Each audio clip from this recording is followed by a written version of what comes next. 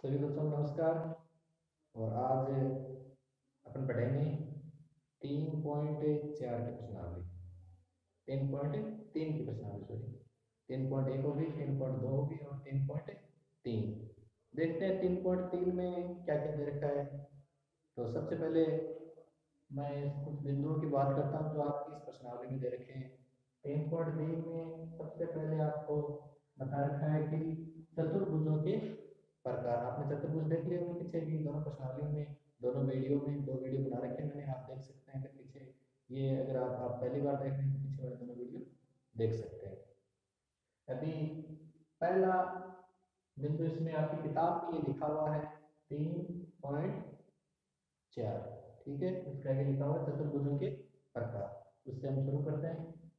सबसे पहले दो प्रकार के आपके सिलेबस के अनुसार दिए गए हैं। एक तो समलंब चतुर्भुज, एक होता है समांतर चतुर्भुज। समलंब चतुर्भुज और समांतर चतुर्भुज। सबसे पहले हम शुरू करेंगे समलंब चतुर्भुज से। यहाँ पे समलंब चतुर्भुज के बारे में क्या होता है। समलंब चतुर्भुज, समलंब चतुर्भुज वो चतुर्भुज होता है जिसमें दो भुजाओं के बीच की दूरी समान होती है। खाली दो भुजाओं की, ऐसा चतुर्भुज जैसे देखो, एक ये चतुर्भुज है,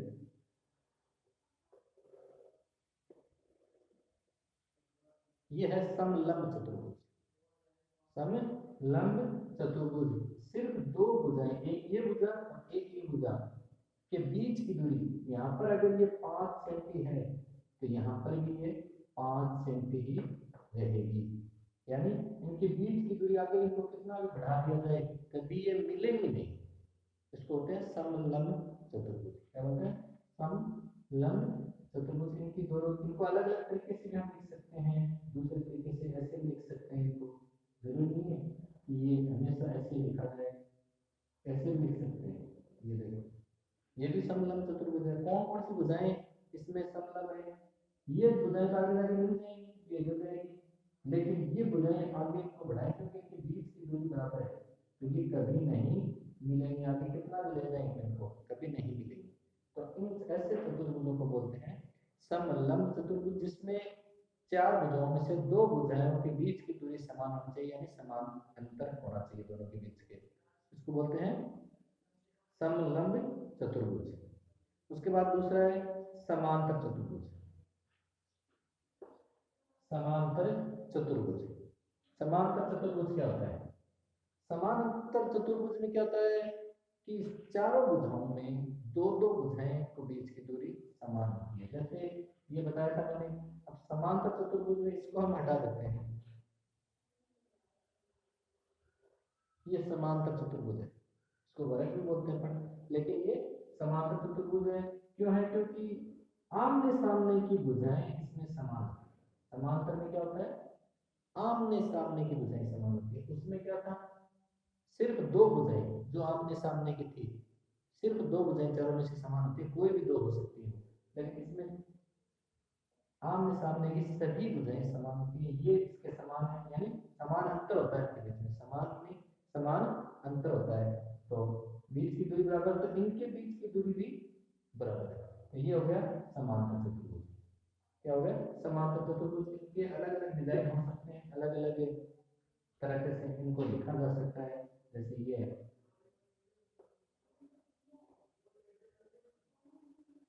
ये भी समांतर चतुर्भुज है। क्यों? क्योंकि इसकी और इसकी आमने सामने की जो भुजाएं हैं, ठीक है, उनको बोलते हैं सम्मुख भुजा। चलिए आगे पॉइंट आएगा तो मैं बता दूंगा। तो ये भुजा आगे इसको बढ़ाते जाएंगे कि ये कभी नहीं मिलेगी, यानी इनके बीच की दूरी हमेशा बराबर रहेगी। इन दोनों भुजाओं को भी अगर हम बढ़ाएं, आगे तक बढ़ाते जाएंगे, तो ये भी कभी नहीं मिलेंगे, क्योंकि इनके बीच की भी दूरी बराबर है। इनके और भी तरीके हो सकते हैं, इस साइड में भी ये बन सकते हैं कोण। जरूरी नहीं है कि अपनी ऐसे ही कोण को समांतर बोले। ये कोण भी समांतर है क्योंकि इनमें भी आमने सामने ये भुजा के बीच की दूरी बराबर है, इस भुजा के इस भुजा के बीच की दूरी बराबर है। ठीक है, तो ये क्या हो गए? समांतर चतुर्भुज। अब समांतर चतुर्भुज में हम क्या करते हैं कि जो दोनों भुजाएं एक दूसरे के समान होती हैं, उनको जैसे हम एक निशान लगाते हैं, इसको ए लेते हैं, इसको बी मान लेते हैं, फिर इसके ए बी सी और डी। इनको लिखेंगे कैसे, पता कैसे लगेगा, ये समांतर लिखेंगे कैसे, ए बी ये रेखा है, उसके सामने इस तरह दो निशान लगाएंगे, ये समांतर चतुर्भुज पता लगाने के लिए, और डी सी लिखो या सी डी लिखो, ठीक है। तो इसका मतलब कहीं पर अगर ये लिखा हुआ है, ये चित्र नहीं दे रखा, तो अपन इससे पता चल जाते हैं कि ये एक समांतर चतुर्भुज है, और ए बी और डी सी दोनों सम्मुख भुजाएं हैं, दोनों के बीच की दूरी बराबर, दोनों समान भुजाएं हैं, दोनों के बीच की दूरी बराबर है, इस निशान से पता चल जाएगा, ठीक है। तो समांतर और समलंब चतुर्भुज में आपको समझ में आ गया, ज़्यादा नहीं बताऊंगा क्योंकि वीडियो बहुत ज़्यादा लंबा हो जाएगा, थोड़ा मैं आपको समझाता हूँ कि समलंब चतुर्भुज एक बार फिर से। तो समलंब जो चतुर्भुज होता है उसमें सिर्फ दो भुजाओं के बीच की दूरी समान होती है, समान अंतर होता है, और दो भुजाओं अलग अलग हो सकती है, लेकिन समांतर चतुर्भुज में चारों भुजाओं में एक दूसरे के आमने सामने की भुजाएं समान अंतर वाली होती हैं, तो ये हो गया समांतर चतुर्भुज। फिर आपने देखा कि समांतर चतुर्भुज में कुछ अवयव, अवयव का मतलब होता है इसके कुछ हिस्से, कुछ पार्ट वो होते हैं, वो क्या क्या होते हैं, पहला इसका सम्मुख भुजाएं, सम्मुख भुजाएं। तो सम्मुख भुजाएं में से आपको सबसे पहले इस नाम में देखना है, सम्मुख भुजाएं, सम्मुख, मुख का मतलब चेहरा, जिसका चेहरा आमने सामने हो, हमें इस तरह से इसको याद करना है, यानी जो रेखा आमने सामने हो उसको सम्मुख भुजा बोलते हैं। ये कोई समांतर चतुर्भुज है, ठीक है, ये ए बी सी और डी। अब हमें कोई पूछे कि ए बी के सम्मुख भुजा कौन सी है, तो ए बी के सम्मुख सामने, इसका मुंह इधर है और इसका मुंह इधर है, तो इसके सामने कौन सी है, डी सी, डी और सी क्या है, सम्मुख भुजा, क्या है, सम्मुख भुजा। तीसरा साथ में बता देता हूँ इसी से, और आसन भुजाएं, तीसरा है आसन भुजाएं। आसन भुजाएं कौन सी है, आसन, इसमें आ को ध्यान रखना, आ किसी को हम बोलते हैं आओ या फिर आ, इधर आ, यानी अपने नजदीक बुला रहे हैं, तो जो नजदीक की भुजा होती है उसको बोलते हैं आसन भुजा, जो नजदीक की भुजा, जैसे ये भुजा है, इसके नजदीक कौन सी है, एकदम टच करती हुई, एक तो ये है, ये इसके आसन है, ए बी के आसन कौन सी है, बी सी, और ए बी के आसन कौन सी है, ए और डी, ये दोनों भुजाएं इस भुजा की आसन भुजाएं। आसन होता है एकदम टच में, टच से शुरू करते हुए एकदम, यानी उसके अड़के शुरू होती है, ठीक है, एक दूसरे से मिली हुई होती है, एक रेखा से जो अगली भुजा जो शुरू होती है वो उसकी आसन भुजा होती है, लेकिन सम्मुख भुजाएं कभी भी शुरू से मिली हुई नहीं होती, बीच में उनके बीच में दूसरी भुजाएं मिली हुई होती हैं, इनको बोलते हैं आसन भुजाएं। अब समझ लो, एक बार फिर से मैं बता देता हूँ, ए बी के सामने वाली उसको तो बोलते हैं सम्मुख भुजा, मुख यानी दोनों के मुख समान है तो सम्मुख भुजा, और ए बी के नजदीक वाली ये भी हो सकती है, ये भी हो सकती है, ये जो भुजा है ये इसकी ए बी के आसन भुजा कौन सी है, बी और सी, और ए बी के आसन भुजा ये भी है, ए और बी, दोनों आसन भुजाएं हैं। आसन भुजाएं पता चल गया होगा कि जो पास वाली होती है आसन भुजाएं सामने वाली। अब बी और डी के सम्मुख पूछ ले तो आपको बताना है कमेंट में, नीचे नीचे आप सरकाओगे तो कमेंट मिलेगा लिखा हुआ, उसमें आपको बताना है कि बी और सी की सम्मुख, क्या आपका प्रश्न है, ठीक है ना, बी और सी की आपको सम्मुख बताना है और आसन बताना है, ठीक है, आपको लिखना है सम्मुख भुजा और आसन भुजा, सम्मुख कौन सी है और इसकी एक आसन भुजा आपको कमेंट में मुझे बताना है। अब चलो इसी से आगे शुरू करते हैं, दो पॉइंट रहेंगे अपने, एक ये हो गया, एक ये हो गया, सम्मुख कोण और आसन कोण। तो आपको ज्यादातर समझ में आ गया होगा कि सम्मुख नाम से ही, कि सम्मुख भुजा में जब एक दूसरे के सामने हो सकते हैं तो कोणों में क्या हो, कोणों में भी एक दूसरे के सामने हो। ये मान लो कोई समांतर चतुर्भुज है, इसका ये कोण मान लो ए बी सी डी, ये चार कोण बने हुए, तो कोई पूछ ले कोण ए का सम्मुख कोण, सम्मुख है सामने मुंह है, तो इसके सामने कौन है, सी, तो कोण सी हो जाएगा, ठीक है, कोण बी का कोण डी हो जाएगा सम्मुख।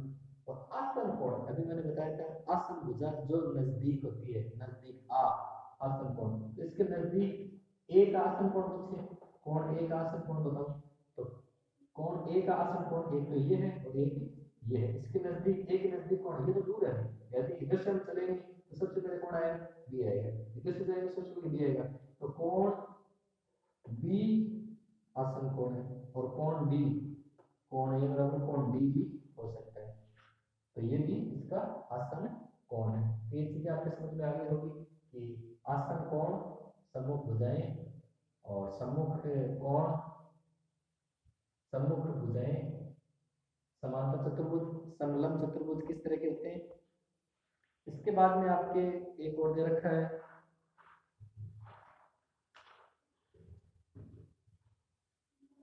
वो आपको बता देता हूं कि समांतर चतुर्भुज की जो सम्मुख भुजाएं हैं, सम्मुख मतलब आमने सामने भुजाएं, उनकी माप हमेशा बराबर होती है, उनकी माप हमेशा बराबर होती है, यानी ये अगर 4 सेंटी है तो ये भी 4 सेंटीमीटर, ये अगर 8 सेंटीमीटर है तो ये भी 8 सेंटीमीटर होगी। ये आम सम्मुख भुजाएं यानी आमने सामने भुजाएं हमेशा बराबर होती हैं, और सम्मुख कोण भी बराबर होते हैं। जैसे अगर ये मान लो कितने डिग्री है, 60 डिग्री है, तो ये कोण भी 60 डिग्री ही होगा।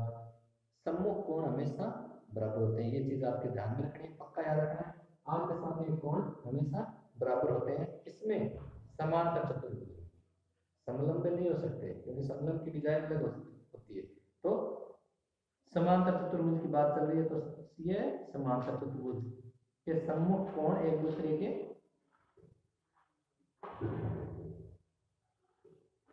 बराबर हो सकते हैं।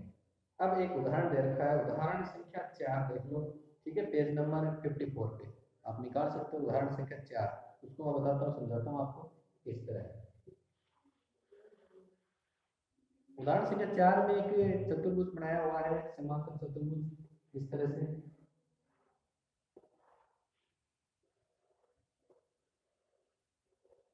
ठीक है, मैं हाथ से बना रहा हूँ, थोड़ा सा फर्क आ सकता है इसमें, लेकिन आपको समझना है कि ये स्केल से ही है। अब इसमें प्रश्न पूछा है कि एक चतुर्भुज बना दिया उन्होंने, बी ई एस टी, ये कोई समांतर चतुर्भुज है। अब इसमें इन्होंने क्या कर दिया, इधर लिख दिया x कोण, बी पे लिख दिया 100 डिग्री, इधर लिख दिया z, और इस रेखा को आगे बढ़ा दिया उन्होंने और यहाँ पर लिख दिया y। ये प्रश्न कर रहा है कि x y z का मान बताओ, x का मान, y का मान और z का मान अपन को बताना है। अब देखो अभी हमने ये पढ़े हैं, इन्हीं के आधार पर इसका मान हमें पता लग जाएगा। किनके आधार पर, इनके आधार पर। अपन को ये याद है तो आपको एक तो पासबुक से देख के नहीं करना है, जो मैं वीडियो बता रहा हूँ इस वीडियो को देखना है आपको सॉल्व करना है। अगर पासबुक से देखोगे आप कभी सीख नहीं पाओगे, सीखना है वीडियो को देखो, जो मैं बता रहा हूँ उसको समझो, एकदम आसान भाषा में। अब इसमें बी है कोण, तो ये पूछ रहा है कि इस कोण का मान, मैंने अभी बताया कि सम्मुख कोण कौन से होते हैं, जो आमने सामने होते हैं हमेशा बराबर होते हैं। बी 100 डिग्री है, बी कितना है 100 डिग्री, तो ये कोण एस या एक्स कोण कितने डिग्री होगा, एक्स भी 100 का होगा, क्योंकि आमने सामने कोण हमेशा बराबर होते हैं। अब आपको अंदर का पूरा याद है कि एक चतुर्भुज के अंदर कितने डिग्री का कोण होता है, टोटल 360 डिग्री, याद रखना 360 डिग्री होता है। एक त्रिभुज के अंदर होता है 180 डिग्री, ठीक है, एक चतुर्भुज के अंदर होता है 360 डिग्री और एक त्रिभुज के अंदर होता है 80 डिग्री। एक पंचभुज है, उसके अंदर के कोणों का मान बताया था मैंने कैसे निकालते हैं, सूत्र था है जितनी भुजाएं हैं यानी n माइनस 2 गुणा 180, n का मतलब कितनी भुजाएं, को 6 भुजा को तो यहाँ पर 6 माइनस 2 गुणा 180 कर दो, ये पिछले वीडियो में भी था। चलो उसको देखते हैं फिर। अब मान निकालना है z और y का, z और y का मान निकालेंगे तो एक चीज और मैं बता देता हूँ कि जो एक ही आसन कोण होते हैं, ये तो क्या था सम्मुख कोण, और ये क्या कोण है, ये है आसन कोण। सम्मुख कोण और ये है इसके आसन कोण। एक कोण होते हैं समपूरक कोण। समपूरक कोण क्या होते हैं? समपूरक कोण। समपूरक कोण कौन से होते हैं, किस तरह होते हैं? समपूरक कोण में ये जो कोण होता है उसका बाहर वाला कोण एक जैसा है, एक दूसरे के पूरक है, यानी ये जितना है उतना ही ये कोण होगा। इनको बोलते हैं हम समपूरक कोण। क्या बोलते हैं? समपूरक कोण। अब ये कितना, ये 100 है तो ये भी 100 हो जाएगा। कितना हो जाएगा? 100, क्योंकि ये समपूरक कोण है। ये नया बता देता हूँ, समपूरक कोण कहाँ मिलता है? जैसे एक रेखा है, इस पे दो लाइनें, यहाँ पर जो कोण बनेगा वो यहाँ पर बनेगा, ये दोनों एक दूसरे के समपूरक है। यानी कि अगर 50 डिग्री है तो ये भी 50 होगा। ये अगर 40 है तो ये 40 रुपये से होगा। कितना होगा? 180 में 50 घटाओ 130 डिग्री है तो ये भी 130 डिग्री होगा। यानी सेम एक जैसे कोण, इनको बोलते हैं समपूरक कोण, और ये एक जैसे होते हैं। तो 100 का ये हो गया। अब आपको पता चल गया, मैंने बताया था एक रेखा पे जो दो कोण होते हैं वो 180 डिग्री होते हैं। तो इस रेखा पे देखो, ये कोई रेखा है, इस पे ये लाइन खींची हुई है, इस पे ये 100 का कितने का बच गया? 80 डिग्री। कितने बच गया? 80 डिग्री का। और इसमें जो सम्मुख कोण में, सम्मुख कोण में हम देखेंगे तो एक दूसरे कोण आमने सामने कोण बराबर, तो ये 80 का, ये भी 80 का है। तो इनको टोटल जोड़ दो, 360 डिग्री आता नहीं आता है? 80 80 160, 200 में 160 जोड़ेंगे तो कितना आता है? 160। सभी कोणों का मान हमें पता चल गया है। तो समपूरक कोण के बारे में भी अभी थोड़ा सा आपने देख लिया। एक चीज और मैं बता देता हूँ इसमें कि समांतर चतुर्भुज के जो आसन कोण होते हैं, ठीक है, आसन कोण, ये कोण और ये कोण आसन कोण होते हैं, वो हमेशा समपूरक होते हैं। एक चीज थोड़ी आसान सी और मैं बता देता हूँ, ये अगर आपको समपूरक कम समझ में है तो मैं आसान से इसमें ये बता देता हूँ कि अगर आपको एक कोण का मान दे दिया, इस कोण का मान पता करना, तो आपको ध्यान में रखना है कि आसन कोण यानी ये नजदीक वाले सभी कोणों का मान, इसका और इसका मान हमेशा 180 डिग्री रहेगा, इसका और इसका मान भी 180 डिग्री रहेगा। ये 100 है तो ये अपने आप ही 80 बच गया, ये भी 80, ये 80 ऐसे भी आ सकता है, आमने सामने भुजाओं के हिसाब से भी आ सकता है, और समपूरक के हिसाब से करें तो भी ये 180 आ सकता है, ये 80 डिग्री आ सकता है। तो ये आपको प्रश्न समझ में आ गया होगा। अब पांचवा एक उदाहरण देख लो, इसमें पांचवा उदाहरण दे रखा है। पांचवा उदाहरण क्या है? एक आकृति बना दी RING, ठीक है, इस तरह से कोई समांतर चतुर्भुज बनाया हुआ है RING,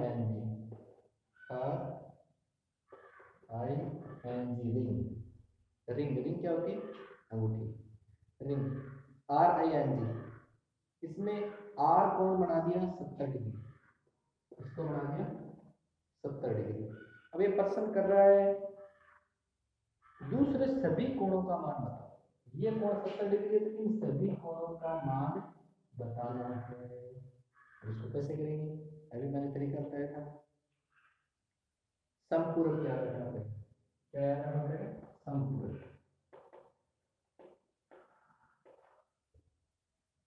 समपूरक याद रखना पड़ेगा, या फिर वो तरीका भी आसन कोण वाला भी याद रख सकते हो। आसान, बहुत आसान है। ये 70 है तो ये कितना होगा? आमने सामने कोण, इस सिर्फ चतुर्भुज समांतर की बात चल रही है, दूसरे चतुर्भुजों में नहीं होता है, सिर्फ समांतर में।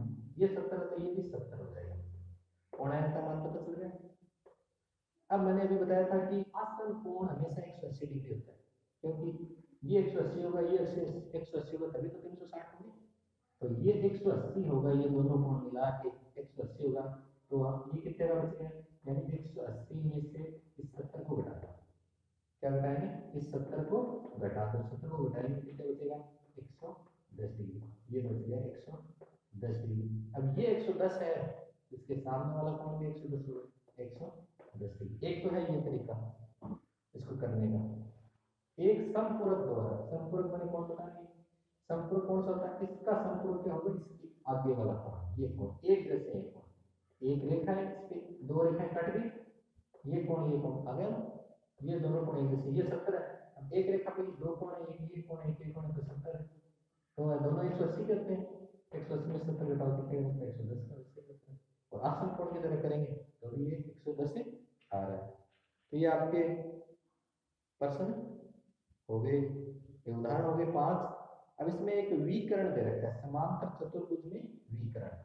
विकर्ण क्या होता है, मैंने पहले प्रश्नावली में आपको बताया था। जैसे कोई समांतर चतुर्भुज है, विकर्ण होता है जो एक हिस्से से दूसरे से, यानी एक कोण को सामने वाले सम्मुख कोण तक पहुंचती वाणी वाली रेखा होती है, उसको बोलते हैं विकर्ण। ये दो विकर्ण हो गए, दो विकर्ण हो गए। ये यहाँ पर ओ बिंदु पर इसका समद्विभाजक करते हैं, दो भागों में बांटते हैं, एक इधर वाला हिस्सा है, एक इधर वाला, एक इधर वाला करें और एक इधर वाला करें, तो दो हिस्सों में इसको बांट देते हैं, यानी समद्विभाजक करता है, एक दूसरे को समद्विभाजक करते हैं। इसमें और क्या दे रखा है कि एक प्रश्न पूछा है, उदाहरण 6, एक दूसरे को समद्विभाजक करते हैं, इसका मतलब क्या हुआ, ये टुकड़े हो गए। अगर ये पूरी रेखा कितने की थी, मान लो 8 सेंटीमीटर की थी, अब यहाँ पर ये 4 की होगी, ये 4 की होगी, ये रेखा मान लो 10 सेंटीमीटर की है, तो इसका हम आधा करके अलग अलग करें तो ये कितनी बचेगी, 5 की, और ये भी 5 की बचेगी, पूरी 10 की थी, क्योंकि यहाँ पर समद्विभाजक है, दो भागों में बट रहे हैं, एकदम फिक्स, बीच में से एक कटी है रेखा। अब सवाल दे रखा है, सवाल को देखते हैं क्या है। सवाल ये दे रखा है कि HELP, निशान चेंज कर देते हैं, HELP, हेल्प। इसमें हेल्प में ये बता रखा है कि OE 4 है, ये O लिख दिया बीच में हमने, और E ये 4 है, तो और दूसरी इसमें कंडीशन दे दी, HLPE से 5 ज्यादा है, HL कहाँ है, HL ये है और PE ये है, इससे ये 5 ज्यादा है, यानी ये अगर PE 1 है तो ये कितना हो जाएगा, 6, यानी 5 ज्यादा हो गई, एक से इससे 5 ज्यादा है।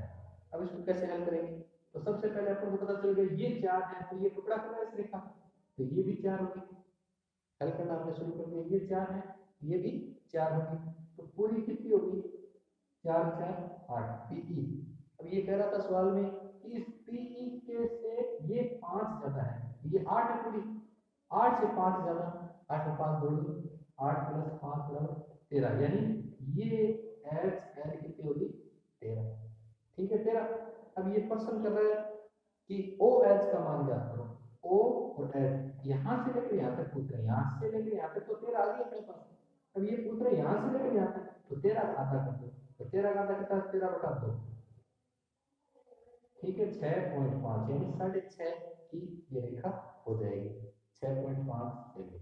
अगर सीएम में सेमी, मीटर में, ये ज्यादातर सीएम में होंगे, छोटे सवाल होते हैं, तो सेमी 6.5 सेमी हो जाएंगे। तो ये आपके सभी उदाहरण मैंने बता दिए हैं। आपको एक सवाल दे देता हूँ,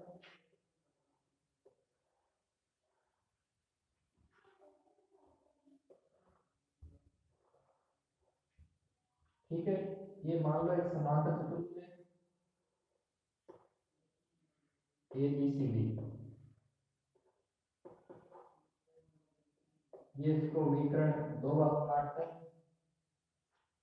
विकर्ण का नाम हमने T रखा है, और आपको ये रेखा 5 सेमी है, ये रेखा 5 सेंटी है, तो आपको क्या करना है, इस रेखा का मान बताना है TE का, यहाँ से लेकर T और C का, ABC है, T और C का मान बताना है आपको, या आपको मुझे कमेंट में लिखना है TC बराबर आपको लिख देना कितने सेंटी आएगी, ठीक है, T और C कितने सेंटी आएगी।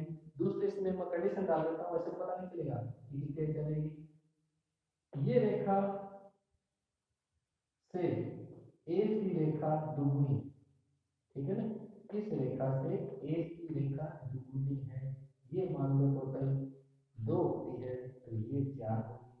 तो मैंने एक छोटा सा हिस्सा बताया, यहाँ से लेकर यहाँ तक 5 है, ये पूरी नहीं बताई मैंने, ये 5 है, तो ठीक है, पूरा मैंने सवाल सेट कर दिया। अब आप कर सकते हो, वीडियो बड़ा हो जाएगा, इसलिए इस प्रश्नावली के प्रश्न और उनके उत्तर मैं अगले वीडियो में बनाऊंगा। आप इसके आधार पर सवाल निकालो, ठीक है। और मुझे इनके प्रश्नों के उत्तर आप अगर स्कूल से जुड़े हुए हैं तो व्हाट्सएप ग्रुप में भेज सकते हो, वरना आप कमेंट करके जरूर भेजो इसमें, ठीक है ना। तो अगले वीडियो में फिर मिलते हैं, तब तक के लिए नमस्कार।